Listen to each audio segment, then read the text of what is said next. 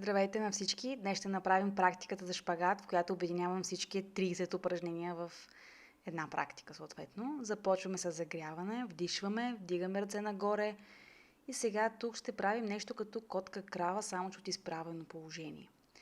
Правим игра с пелвиса, т.е. избутваме пелвиса напред, след което назад няколко пъти. Винаги тук си движите с дъха си.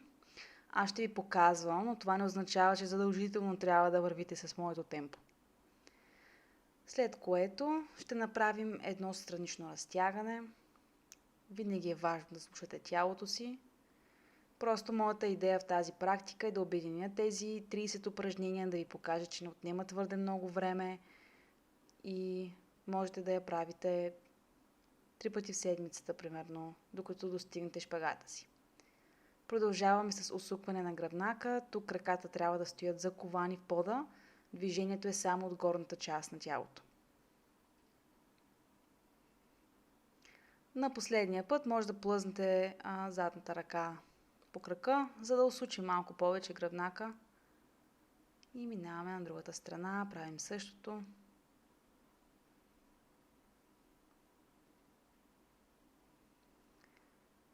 Разширявате разкрача, пръстите гледат навън, защото ще правим плие или клек с разтворени крака, плие от балет. Клякате няколко пъти, след което задържаме надолу и усукваме раменете навътре.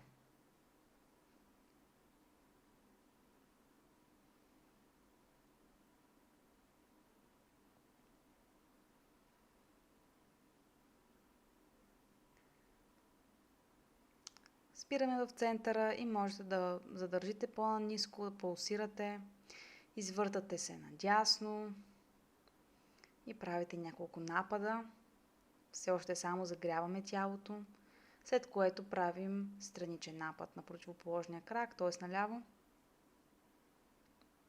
и се обръщаме. Няма значение с кой крак започвате, просто идеята е да ги редувате. На който правим нападите, на противоположния правим страничния напад.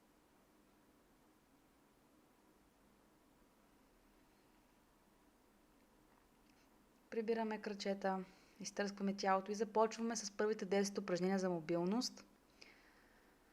Като те сами по себе си са доста загряващи, бих казала, че най-загряващата част от практиката. Заставаме в куче гледащо надолу и първата комбинация е войн 3 към полумесец. Правим първо на десния крак, после се връщаме в куче гледащо надолу и правим на левия крак. Това ще го повторим даже по третим. Общо ще го направим 3 пъти. Ако искате повече, можете да го направите и 5 пъти, но не смятам, че има нужда. Дишаме равномерно, не бързаме. Както виждате, аз задържам крака си свит, особено във война, хем да го предпазя, хем защото така ще разчитам повече на мускулите си, а не на скелетните мускули, което би се случило, ако заключа коляното. Ако имате нужда от блокчета, винаги може да адаптирате и с блокчета. Тук просто преминаваме през упражненията, за да можем да спортуваме някакси заедно.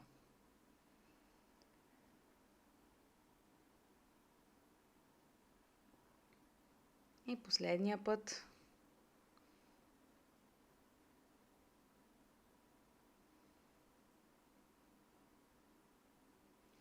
И се връщаме в куче гледащо надолу. Продължаваме с следващото упражнение, което е нисък напад и страничен планк. При което връщам в напад и след това в куче гледащо надолу. Тук може самото извиване да ви е малко странно. Идеята е, че заставам на ръката, на противоположната ръка на кръка, който се свива в напада. Ето, аз загубих баланс, може и вие да загубите баланс, това не е проблем. Най-вероятно, ако правите това видео няколко пъти, ще станете доста по-добри от мене в заснемането. Още веднъж гледаме да ги повтаряме по около 3 пъти.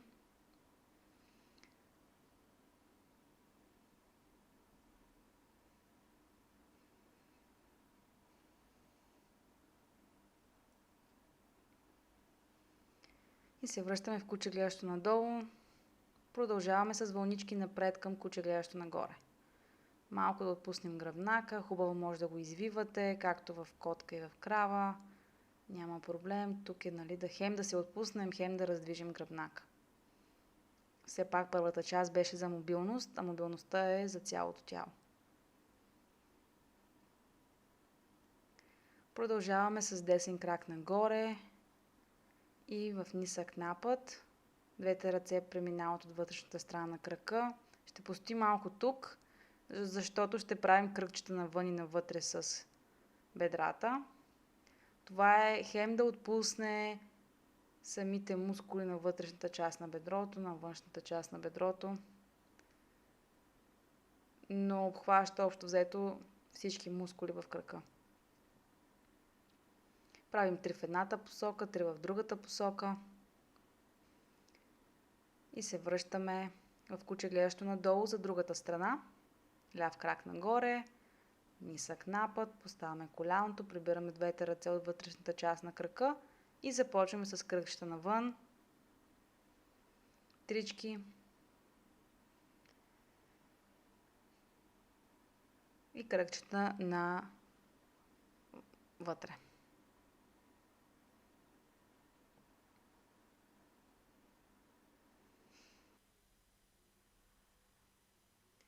Връщаме се в куче гледащо надолу, вдигаме левия крак напред и го изтегляме в нисък напът. Следващата комбинация е за нисък напът към страничен напът.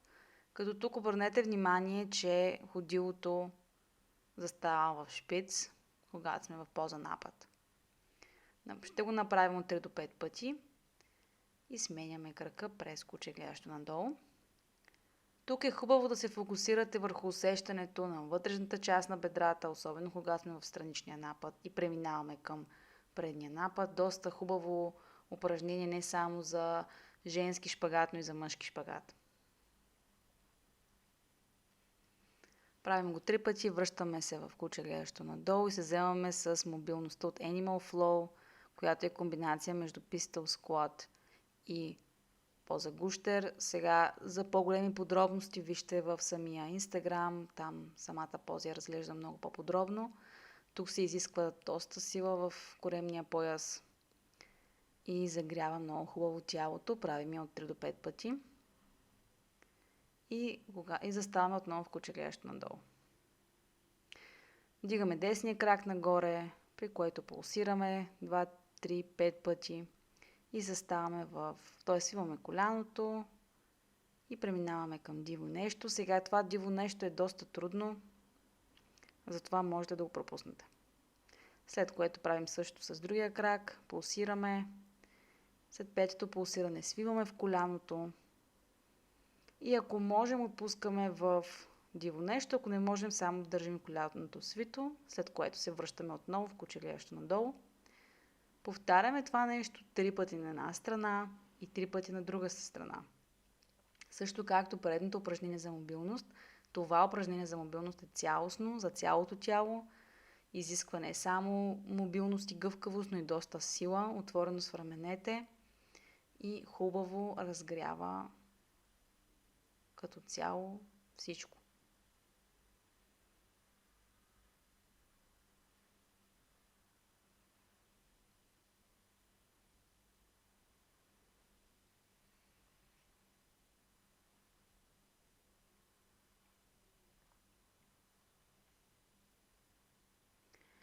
И заставаме отново.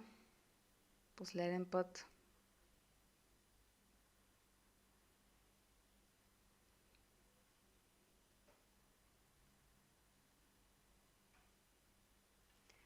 Спираме в куче гледащо надолу и сядаме напред.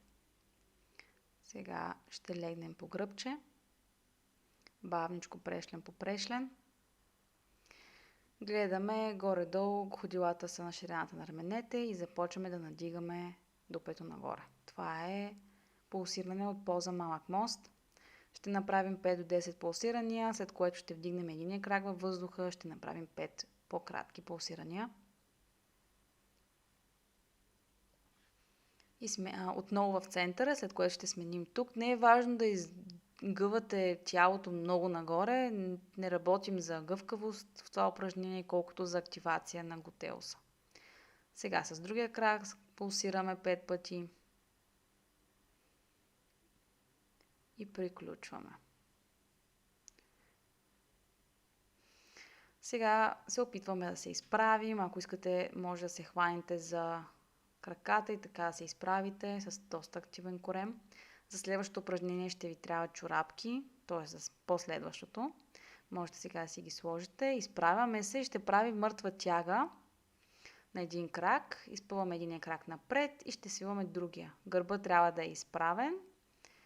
Тук ще усещате разтягането в задбедрения мускул и това разтягане е доста обвързано и с сила. Не напразни в мъртвата тяга има доста разтягане. Хубаво да събудим тези мускули, понеже са основни за шпагата. Сменяме.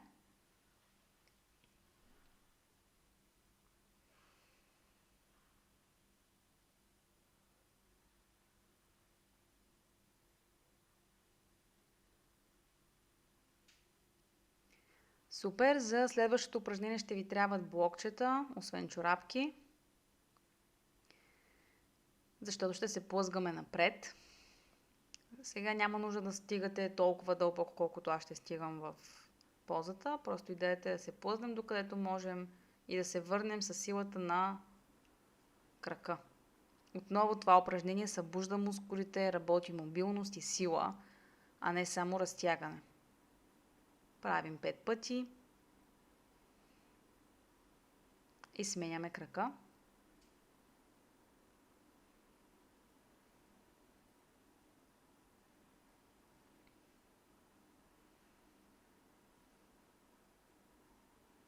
И така минаха 12 минути. Първата част от мобилността е почти готова.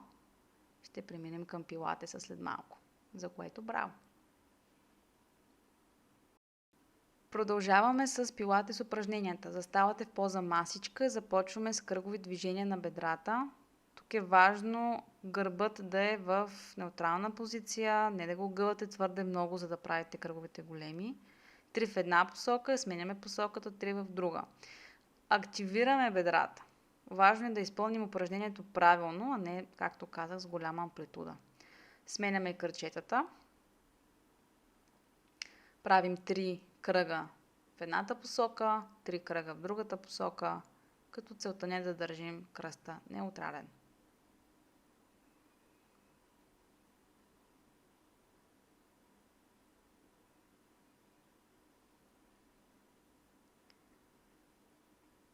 Чудесно. Продължаваме с следващото упражнение. Лягаме в поза по коремче, даже настрани. Ще активираме отново бедрата в поза мида. Започвате да вдигате горното коляно. Ще го направим 5 до 10 пъти. Може да усещате натоварване във външната част на бедрото. Може да използвате тежести за крака или ластик, по-скоро ластик в този случай, ако искате.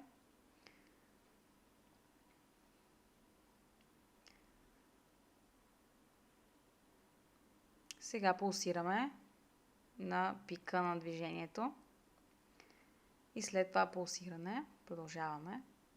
Ще изтеглим крака напред и ще работим върху вътрешната част на мускулите на вътрешния крак.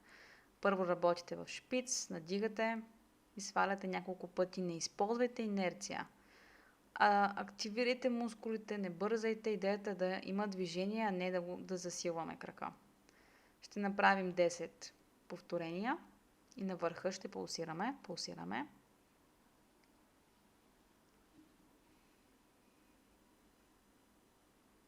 Сменяме в контрашпици, започваме да надигаме отново няколко пъти. Не бързаме, не използваме инерция. А на върха ще пулсираме. Започваме да пулсираме.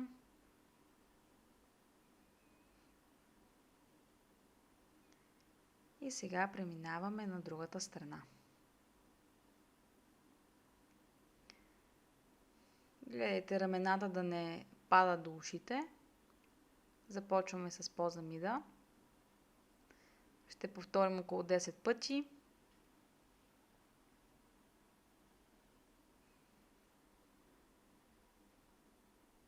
Не забравяйте да дишате равномерно. Ако това ви е доста ненатоварващо, можете повече повторения. Сега пулсираме.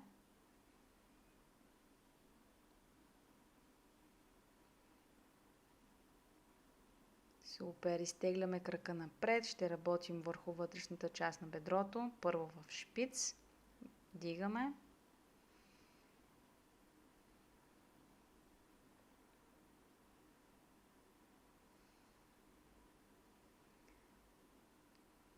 И сега ще пулсираме на върха, пулсираме.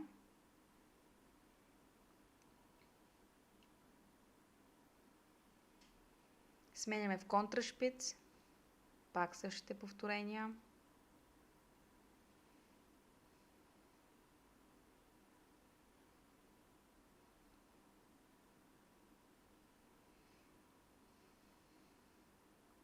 И пулсираме.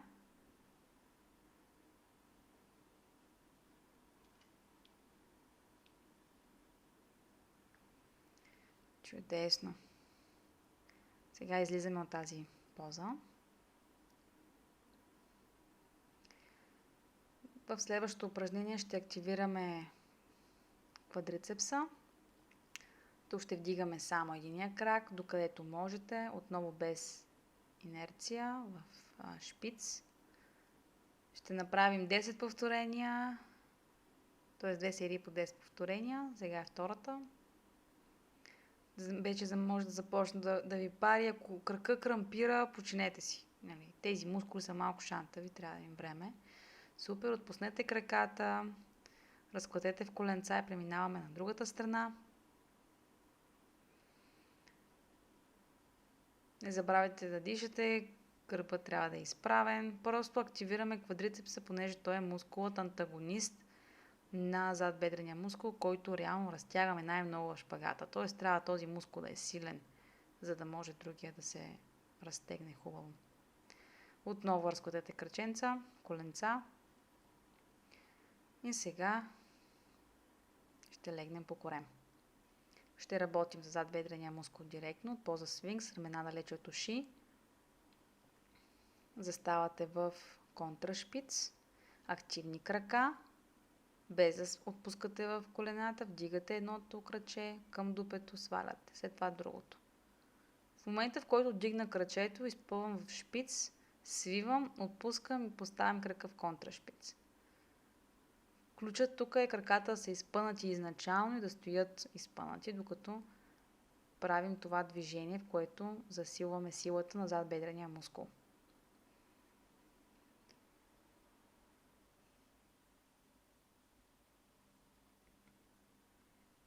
Продължаваме. Още малко.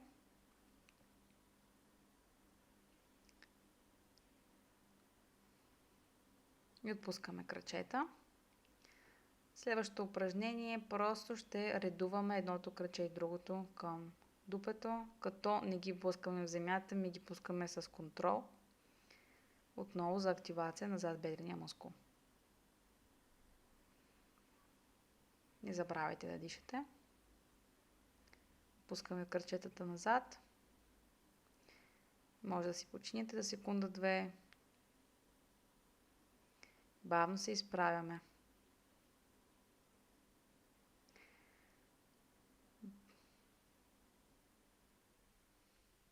Следващото упражнение ще бъде напади. Заставаме в напад, внимаваме коляното да не преминава пред пръстите. Ще направим 10 на напада. Отново го правим за силата на квадрицепса. Да събудим хубаво всички мускули преди голямото разтягане. Пулсираме.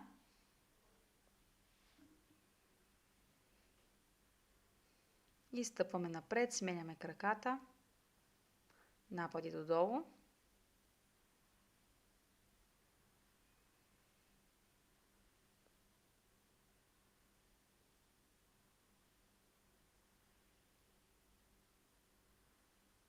И пулсираме.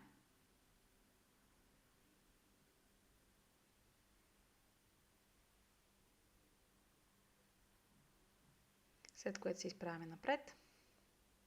тесно, почти сме готови. Отново ще седнем на постелката и бавничко ще се спуснем додолу. Сега ще правим кръгчета с крачета.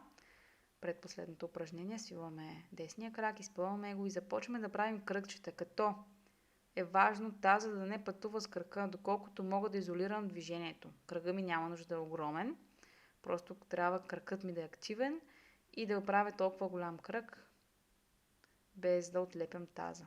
Сменям посоката.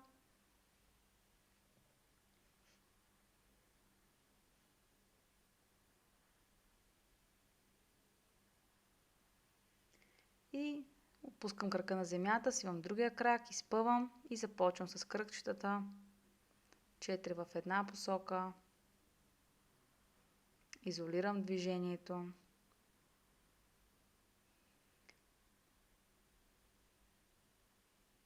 И сменям посоката.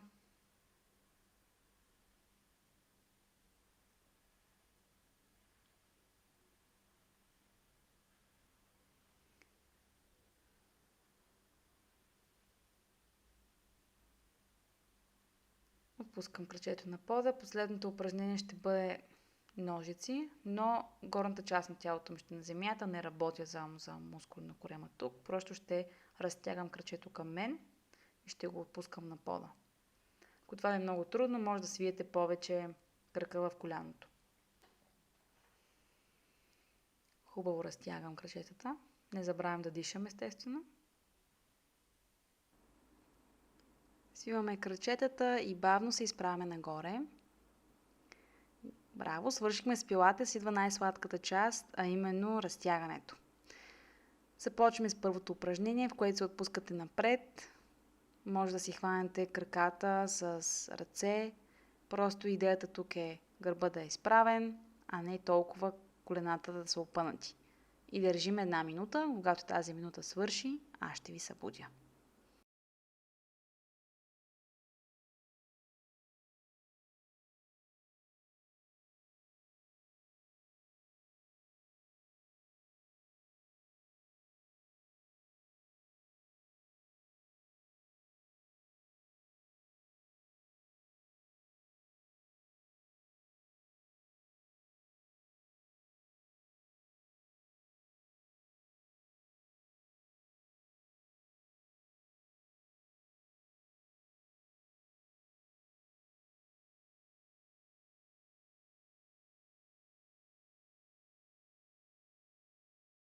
Минутата вече към своя край.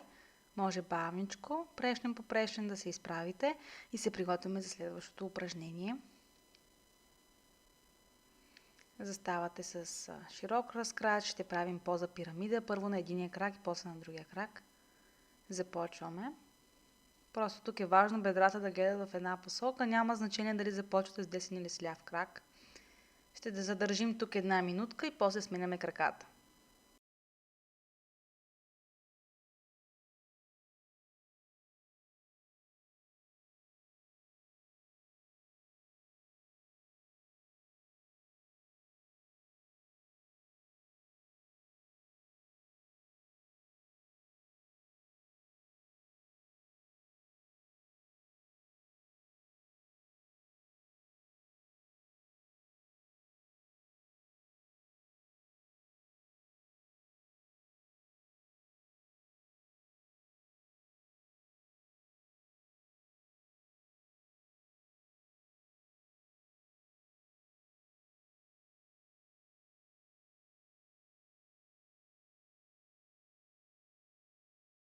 За да излезете от позата, изправяте леко гръбчето и със свито коляно се изправяте догоре, след което сменяме на другия крак.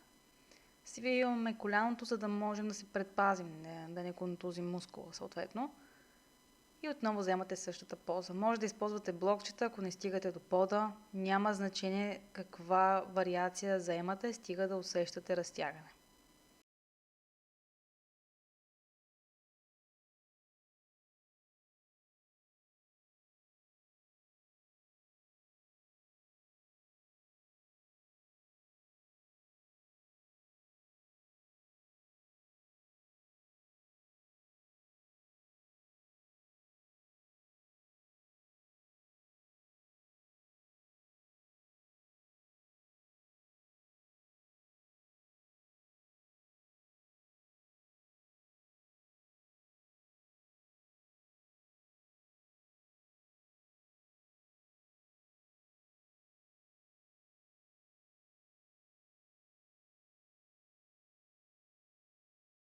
Отново със свито коляно и прешлен по прешлен се изправяме.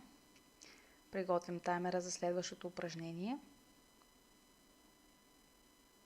Ще застанем в нисък напът с коляно зад пръсти и торс над бедрата, за да разтегнем псолата.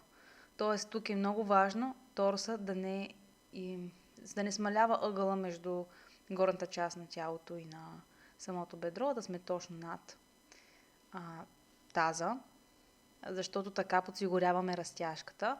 Аз си поставям ръката на крака, мога да се опитам да огъна гърба, но това не е задължително. Нали? Стига много да не ви омръзне да стоите 1 минута в тази поза.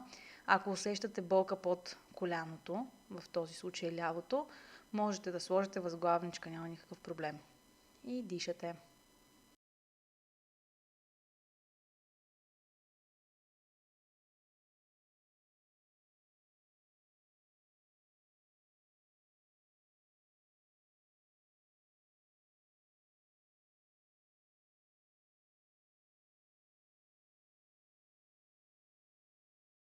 Поставяме ръчички на пода и сега бавно ще преминем към полушпагат. Ще направим няколко от позите на единия крак и после на другия, просто защото много добре се комбинират. Отново изправено гръбче, може да използвате блокчета и с гърди се отпускаме към коляно, а не с чело към пръсти.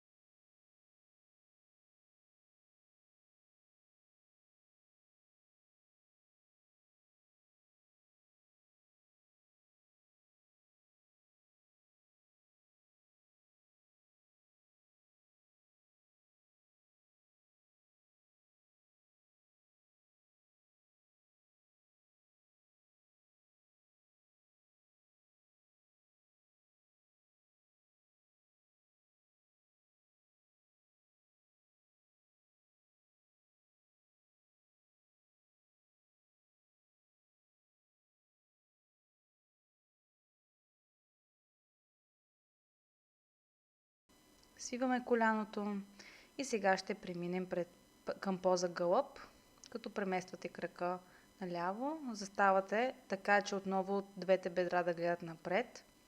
Ако трябва, използваме блокче под бедрото или сте на китки, или на предмишници, или се отпускате напред и задържате 1 минута.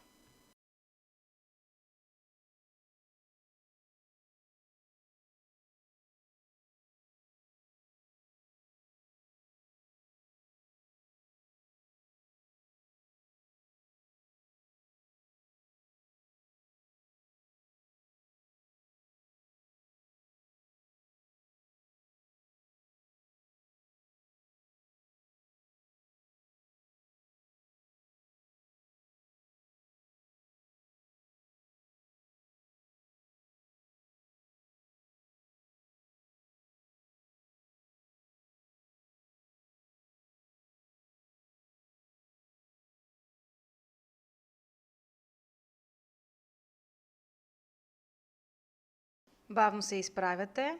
Сега ще правим поза русалка, в която свиваме коляното към лакътя, слагаме го в сгъвката с лакътя, ако можем, захващаме другата ръка. Това е единия вариант. Аз предпочитам просто да придържам глезена към дупето, за да мога хубаво да разтегна квадрицепса и псолата в случая и усеща много по-голяма разтяжка. И държим.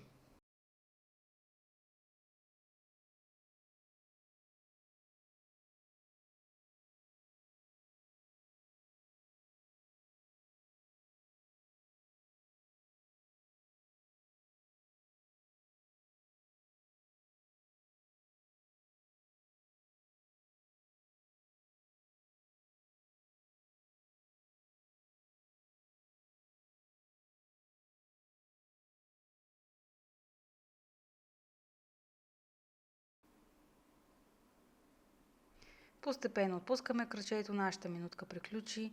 Ще съберем двата крака и сега, за да отпуснем хубаво бедрата, понеже едното е по-разтегнато от другото, ще правим кръгчета в едната посока, в другата посока. Ако трябва, паузирайте видеото, застанете в поза дете и ще преминем към следващия крак. а именно с първата поза, която беше нисък напът. Заставаме в нисък напът и държим 1 минутка.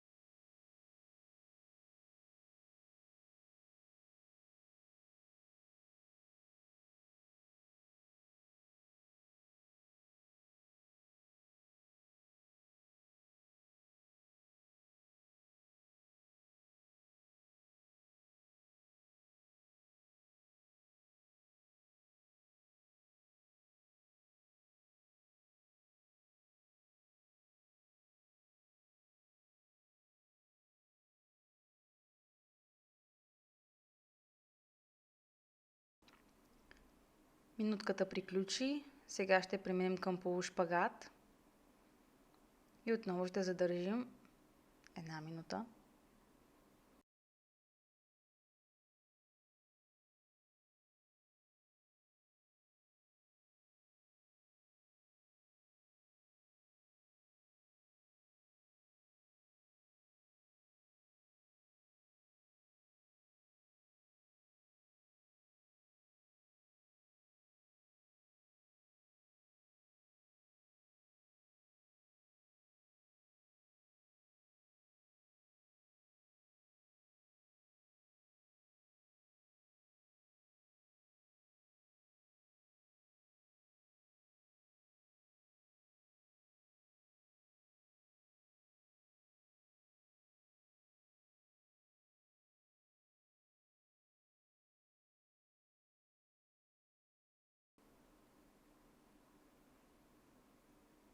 Бавно излизате от позата и преминавате към гълъб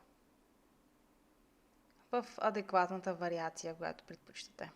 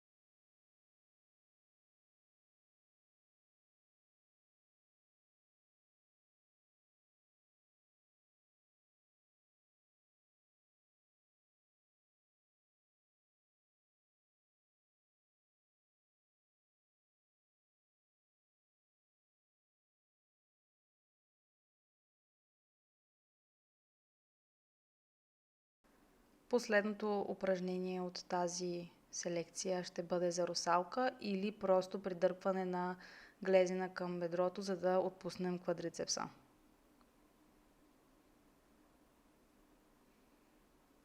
Важно е да не изпитвате болка и твърде голямо неудобство.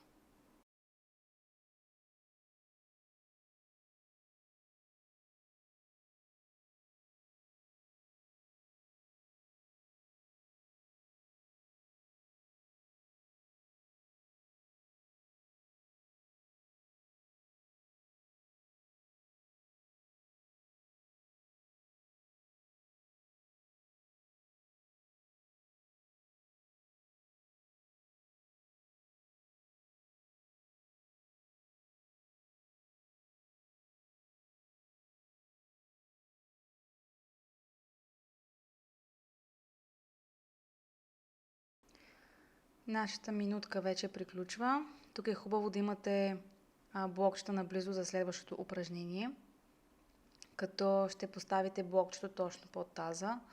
1 блокче, 2 блокчета, по-голяма възглавница, дебели книги, каквото имате да навдигнете таза или пелвиса. И ще разтягаме отново по солата, като ще държим първо единия крак към гърди, после другия крак към гърди. Сега поемаме с десния. Ще задържим около 30 секунди и ще сменим. И след това ще позадържим още с 2 крака на пода. Дишате равномерно. Желателно е другия крак да не ви е във въздуха. Затова може да не използвате твърде високи блокчета.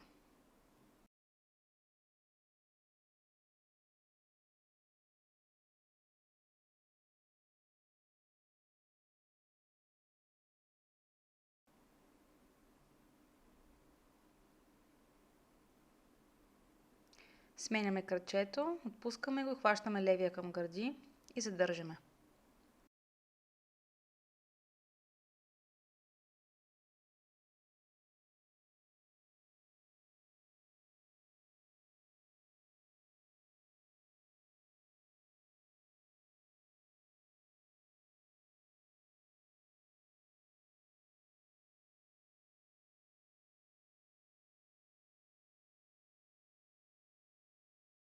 Пускаме левия крак, сега и двата са на пода и държим просто таза по-нагоре. Това също го намирам за много отпускащо, ако има напрежение в кръста. Просто наистина освобождава всякакъв натиск. Дишаме равномерно и задържаме в позата.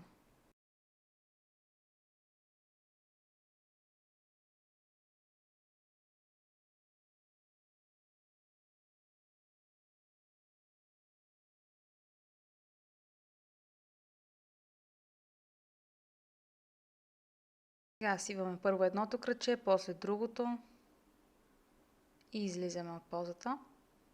Можете да свиете коленца към гърди, да направите кръгчета, да отпуснете хубаво таза, да отпуснете краката и кръста и се изправяме. Бавничко, защото тук може да загуби малко равновесие. Сега ще направим отпускане напред от поза широк разкрач. Това е хубаво, понеже създава усещане за мъртва тяга. Гледайте пръстите да са навътре и се спускате с гърди към пода. Кръчетата могат да бъдат свити в коленцата. Вече знаем, че това не е приоритет. Можете да се хванете с ръчички, понеже това ще ви даде по-голяма възможност да изправите гърба и да се издърпате напред. Тук, в тази поза, когато я правим по този начин, усещаме как гравитацията също помага за разтягането. И държим. Ключът тук е при изправянето, когато ще трябва да се изправите бавно, с изправен гръб и да усетите все едно правите мъртва тяга. По този начин ще активирате задбедрените мускули. И така с тази асана или с това упражнение може да тренирате и сила, а не просто гъвкавост. Но те така или иначе вървят ръка за ръка.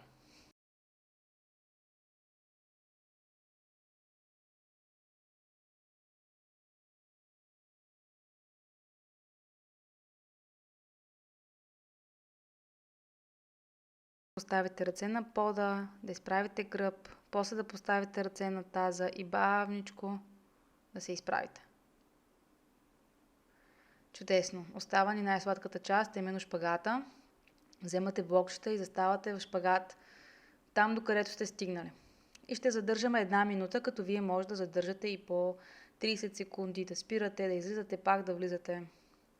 Но щом работим шпагат, общо взето цялата тренировка беше да загреем, да раздвижим, да активираме, за да можем да застанем в шпагата. Ако имате шпагат, може да работите върху изправянето на шпагата му, т.е. бедрата да гледат в една посока, както във Войн 1, например.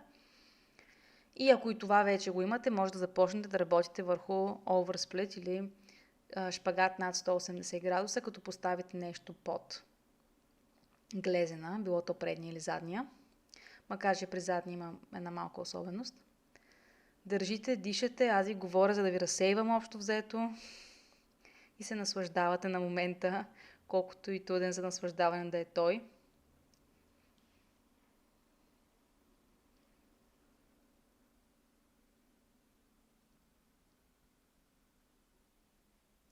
Бавничко да се надигате.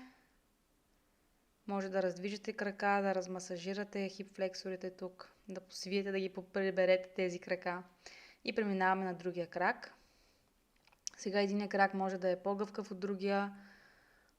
Моето движение в случая е ограничено от една травма, която е от доста време и ми трябва доста повече време, за да вляза в шпагата на левия крак. Така че действайте чрез ахимса, ненасилие. Там, докъдето тялото ви пусне, за да се разтягате успешно, трябва да го правите постепенно, на сила хубост не става. Най-много да се контузите. И държите, дишате. Дишането е важно, за да кажете на тялото, че това, което се случва, е безопасно. И търпите до голяма степен.